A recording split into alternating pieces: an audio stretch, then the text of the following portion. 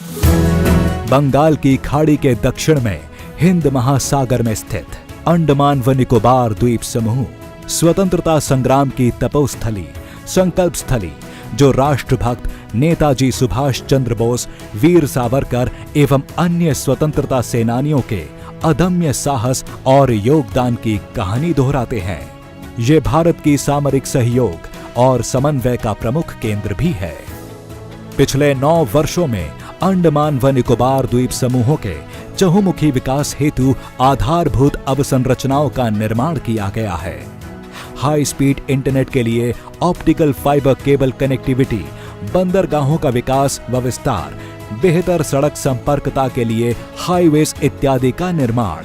ये सभी कदम यहाँ के लोगों के विकास और बेहतर भविष्य के लिए भारत सरकार की प्रतिबद्धता को दर्शाते हैं, जिससे भारत की विकास यात्रा में ये द्वीप समूह मजबूत भागीदार बनकर उभरे हैं। अंडमान एक ऐसी धरती है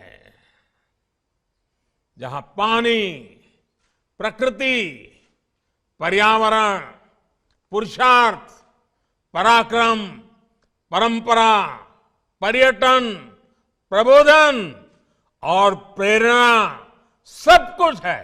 देश में ऐसा कौन होगा जिसका मन अंडमान आने का नहीं करता है।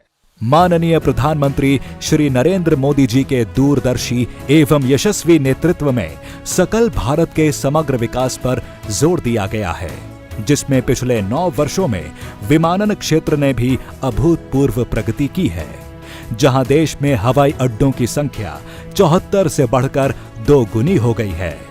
वहीं क्षेत्रीय संपर्कता योजना उड़ान के अंतर्गत भी आज देश के टियर 2 एवं टियर 3 शहरों में रहने वाला सामान्य जन भी हवाई यात्रा से देश विदेश से जुड़ गया है। इसी दिशा में अंडमान और निकोबार में यात्री यातायात में निरंतर हो रही वृद्धि को देखते हुए लगभग 800 करोड़ रुपए की लागत से पोर्ट ब्लेयर के वीर सावरकर अंतर्राष्ट्रीय हवाई अड्डे का उन्नयन किया गया है, जिसमें नए टर्मिनल भवन का निर्माण एवं एप्रन का विकास शामिल है। लगभग 41,000 वर्ग मीटर में बना हवाई अड्डे का ये नया टर्मिनल भवन व्यस्ततम समय में 1200 यात्रियों को सेवा प्रदान करने में सक्षम है, जो कि वर्तमान की क्षमता से 6 गुना अधिक है।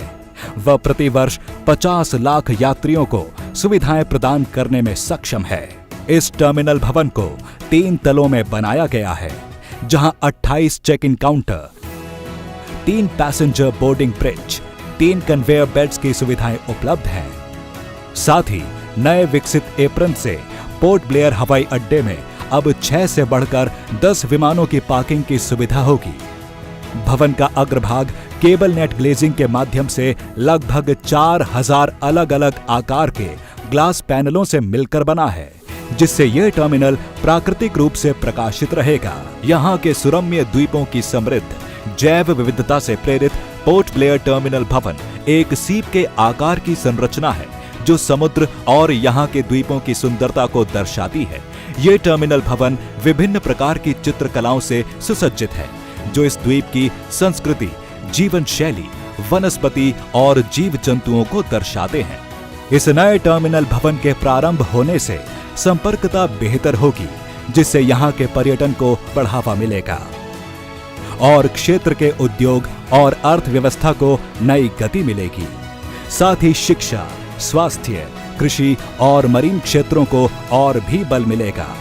असीम संभावनाओं से भरे अंडमान निकोबार द्वीप समूहों के सर्वांगीण विकास की दिशा में पोर्ट ब्लेयर हवाई अड्डे का नया इंटीग्रेटेड टर्मिनल भवन एक अहम भूमिका निभाएगा।